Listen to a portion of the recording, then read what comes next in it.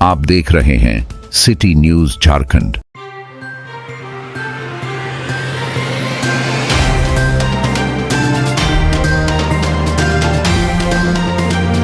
बर्खास्त 251 अनुसेवकों ने वित्त मंत्री राधा कृष्ण किशोर से की इस्तीफे की मांग। कहा, विगत 2 कैबिनेट की बैठक में जनता को दिखावा करते हुए वित्त मंत्री ने प्रेस विज्ञप्ति जारी कर पहला कैबिनेट के बैठक में वित्त मंत्री के द्वारा 251 बर्खास्त अनुसेवकों को समायोजित करते हुए सरकार पुनर्विचार याचिका दायर करने की बातें कही थी। उपायुक्त पलामू के द्वारा जारी विज्ञप्ति संख्या 1/2025 को प्रकाशित किया गया है। इसके रद्द कराने हेतु पिछले कैबिनेट की बैठक में वित्त मंत्री एवं मुख्यमंत्री झारखंड के द्वारा संयुक्त रूप से बयान जारी कर कहा गया था कि पलामू जिला में निकाले गए चतुर्थ वर्गीय नियुक्ति हेतु विज्ञापन को रद्द कराने हेतु मुख्य सचिव एवं कार्मिक सचिव को पत्र करने हेतु निर्देश दिया गया है, परंतु अभी तक कोई पत्र आज तक राज्य सरकार के द्वारा निर्गत नहीं किया गया। जब 30 जून को सभी बर्खास्त अनुसेवकों ने वित्त मंत्री से मुलाकात किया तो उन्होंने सीधे तौर पर पल्ला झाड़ लिया। ज्ञात हो कि पलामू जिला में 1/2025 को विज्ञापन निकाला गया है, इसलिए सीधे तौर पर बर्खास्त 251 अनुसेवकों ने वित्त मंत्री को जनता को गुमराह करने वाला बतलाया और कहा कि मैं इस्तीफे की मांग कर रहा हूं। नौकरी छीन नहीं गया। 251 परिवार में प्रत्येक घर में लाश निकालने की तैयारी वित्त मंत्री और यहाँ के मंत्रिमंडल और यहाँ के सरकार चाह रही है, ठीक ना।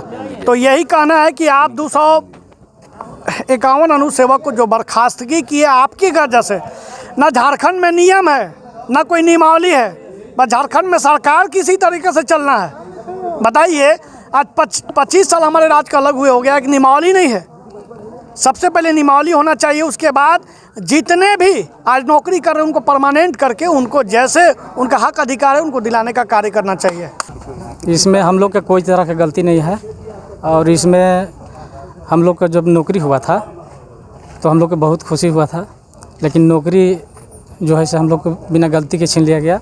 और इसी बीच 4 महीना के अंदर मेरा एक ही लड़का था 18 साल का, जो मेरा पैसा का इलाज कराने के चलते उनका मृत्यु भी हो गया और 2 बेटी हैं, उनका हम बीमारी से इलाज भी नहीं करा पा रहे। आप बताइए, एक ऐसा आदमी है मेरे के हम लोग के बीच में जो मान ली इलाज कराने इनका बेटा का देहांत हो गया, अब क्या करेगी हेमंत कौर? बताइए आप ही, जब इनका बेटा का भी अब देहांत हो गया, इस गरीबी के कारण एक बेटा था, 2 बेटी थी, अब 2 बेटी आत्महत्या करने के लिए तैयार है। हेमंत सोरेन अभी भी नहीं जागेगी क्या?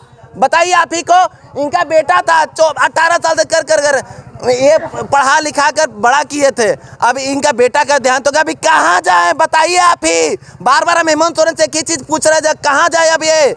बताइए आप ही, अब कुछ बच्चे लोग का दूध नहीं पिया जा रहा, उनका भी बच्चा देहांती होगा ना, क्या आप कर रहे हैं हेमंत सोरेन? बताइए, अब इनका कोई भी अब इमोशनल नाम का कोई चीज़ भी नहीं बचा क्या? उनके पास मानवता नहीं, खत्म हो गया, कुछ नहीं बचा अब हेमंत सोरेन के पास। बताइए आप सरकार से आप क्या उम्मीद करते हैं? सरकार से हम एक ही बात कर रहे हैं, जब आप लोयर मेरे लिए तो अपने लिए खड़ा किए थे, मेरे लिए कम से कम रिव्यू पिटीशन खड़ा करिए हम लोग को समायोजन करके। बस हम लोग एक ही बात मांग कर रहे हैं, जब हम लोग को समायोजन करते हुए 251 को और आप जाकर रिव्यू पिटीशन फाइल करें। क्या चीज़ का धरना प्रदर्शन किए हैं? हम लोग धरना प्रदर्शन किए हैं कि 251 अनुसेवक को बर्खास्त कर दिया गया है, जिसके कारण हम लोग सरकार से मांग कर रहे हैं कि 251 अनुसेवक को समायोजित किया जाए। यदि समायोजित नहीं करेगी तो सरकार रिव्यू पटिशन में जाए, लेकिन सरकार जो है कि रिव्यू पटिशन में जाने के तैयार नहीं है।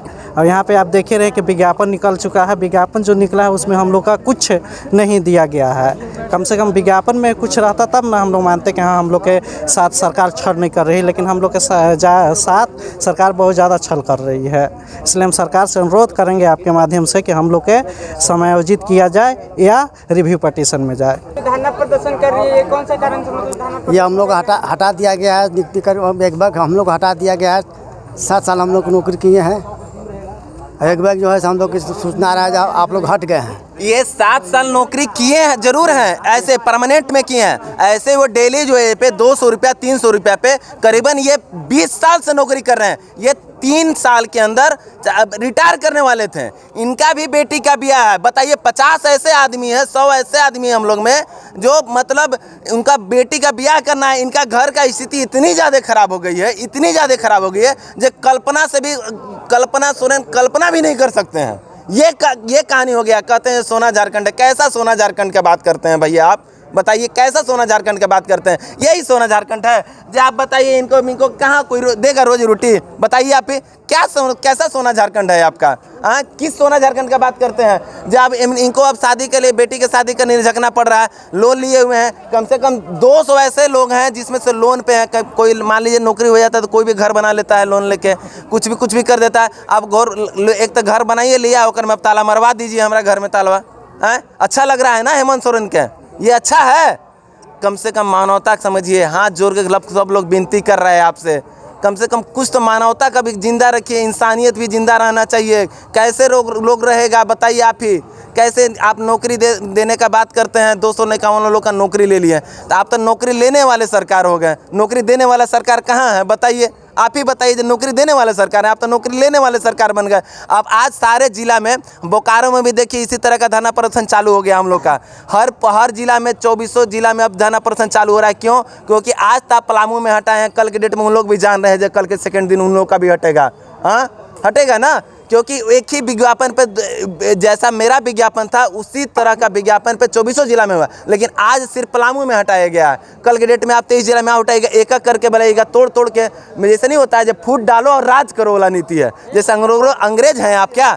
हाँ, हमारा देश अब मेरा देश आज़ाद हो गया है। अंग्रेज मत बनिए, हम बार बार रिक्वेस्ट कर रहे हैं, अंग्रेज मत बनिए। फूट डालो राज करे का एक नीति नहीं चलेगा। आपको 251 का समायोजन करना होगा, चाहे आप जैसे भी करें। अगर आप समायोजन नहीं करेंगे, अगर आप समायोजन नहीं करते हैं हेमंत सोरेन जी, अगर कल्पना सोरेन जी आप हम लोग का समायोजन नहीं करते हैं तो आपका दरवाजा पर सिर्फ और सिर्फ खून की नदियाँ बहेगी जो हम लोग के लाश पर होगी। जान लीजिए आप हम लोग के लाश पे राजनीति करना है तो आप हम लोग का समायोजन मत करिए। आपको हम बार बार बता रहे हैं, ऐसा गंदा काम मत करिए जिससे इंसानियत भी शर्मनाक हो जाए। शर्म कर ले, आप ऐसा काम कर रहे हैं।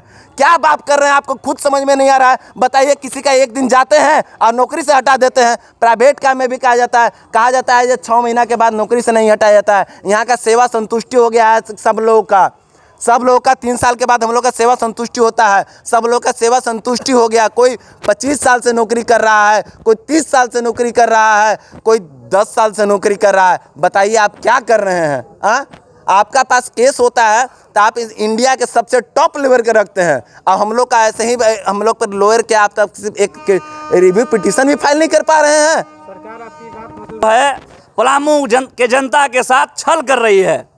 सरकार हम किसको बोले? सरकार की मान हमारे पदाधिकारी जो हैं, सरकार के ही पदाधिकारी नहीं सुन रहे हैं। सरकार स्टेटमेंट देता है, वित्त मंत्री स्टेटमेंट देते हैं कि आप लोग को समायोजित किया जाएगा, जितने भी बर्खास्त कर्मचारी हैं सबको समायोजन का।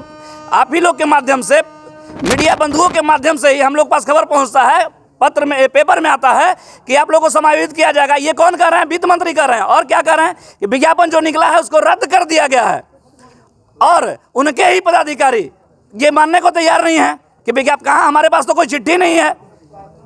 कैसा निर्णय है सरकार का? क्या बोलती है सरकार? सरकार से आप क्या उम्मीद करते हैं? सरकार से हमार यही उम्मीद है कि सरकार जल्द से जल्द हम लोग सभी 251 बर्खास्त अनुसेवकों को समायोजित करे। यदि सरकार नहीं करती है तो हम लोग सभी एक साथ आत्मदाह करेंगे। हमारे पास कोई रास्ता नहीं है, कोई विकल्प नहीं है। द्वापर में द्रौपदी का चीरहरण हुआ था, और आज यहाँ पे 2025 में पलामू वासी का चीरहरण करने का काम सरकार ने किया है, यहाँ के पदाधिकारियों ने किया है, और सरकार मूक दर्शक बनी हुई है।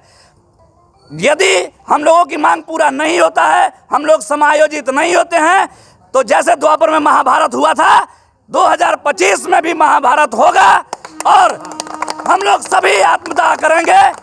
ये हम अपने पूरे अनुसेवक संघ, बर्खास्त अनुसेवक, चतुर्थवर्गीय कर्मचारी सभी एक साथ आत्मदाह करेंगे।